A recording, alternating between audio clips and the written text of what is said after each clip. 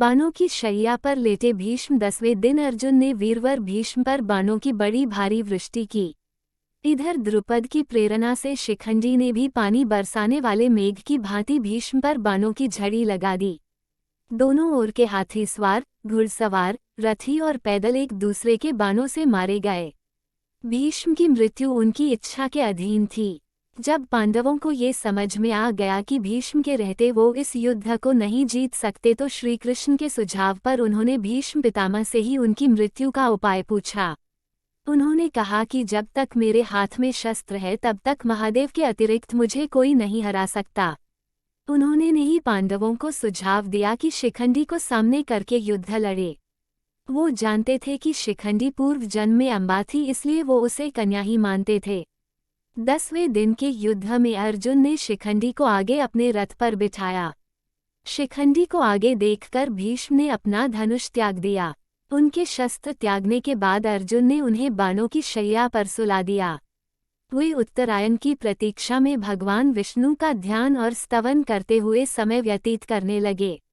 भीष्म के बाण शैया पर गिर जाने के बाद जब दुर्योधन शोक से व्याकुल हो उठा, तब आचार्य द्रोण ने सेनापतित्व का भार ग्रहण किया।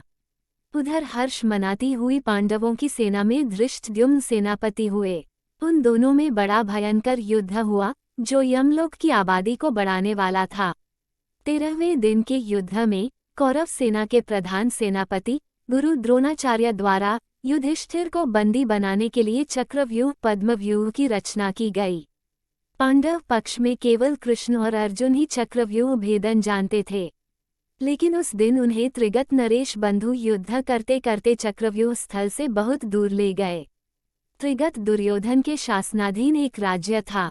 अर्जुन पुत्र अभिमन्यु को चक्रव्यूह में केवल प्रवेश करना आता था, उससे निकलना नहीं, जिसे उसने तब सुना था जब वह अपनी माता के गर्भ में था और उसके पिता अर्जुन उसकी माता को यह विधि समझा रहे थे और बीच में ही उन्हें नींद आ गई। लेकिन जैसे ही अभिमन्यु ने चक्रव्यूह में प्रवेश किया, सिंधु नरेश जयद्रथ ने प्रवेश मार्ग रोक लिया और अन्य पांडवों को भीतर प्रवेश नहीं करने दिया। तब शत्रुचक्र में अभिमन्यु अकेला पड़ गया। अकेला होने पर भी वह वीरता से लड़ा और उसने अकेले ही कौरव सेना के बड़े बड़े योद्धाओं को परास्त किया, जिनमें स्वयं कर्ण, द्रोण और दुर्योधन भी थे।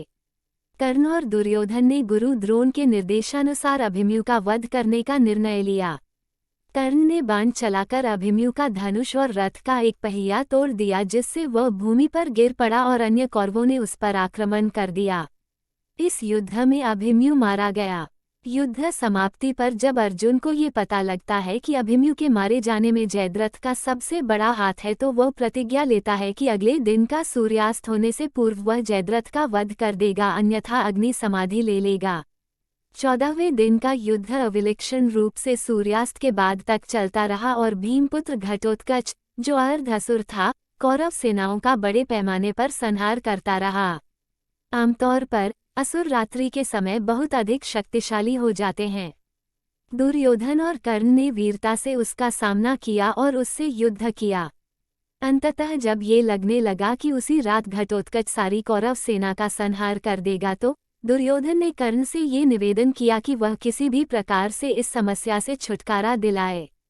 कर्ण को विवश होकर शक्ति अस्त्र घटोत्कच पर चलाना पड़ा। यह अस्त्र देवराज इंद्र द्वारा कर्ण को उसकी दानपरायणता के सम्मान स्वरूप दिया गया था, जब कर्ण ने अपने कवच कुंडल इंद्र को दान दे दिए थे। लेकिन कर्ण इस अस्त्र का प्रयोग केवल एक बार कर सकता था, जिसके बाद यह अस्त्र इंद्र के पास लौट जाएगा। इस प्रकार शक्ति अस्त्र का प्रयोग घटोत्कच पर करने के बाद वह इसे बाद में अर्जुन पर ना कर सका। विराट और द्रुपद आदि राजा द्रोणरूपी समुद्र में डूब गए। उस समय द्रोण काल के समान जान पड़ते थे। इतने ही में उनके कानों में यह आवाज आई कि अश्वत्थामा मारा गया। इतना सुनते ही आचार्य द्रोण ने अस्त्र शस्त्र त्याग दिए। ऐसे समय में धृष्टद्युम्न के बाणों से आहत होकर वे पृथ्वी पर गिर पड़े।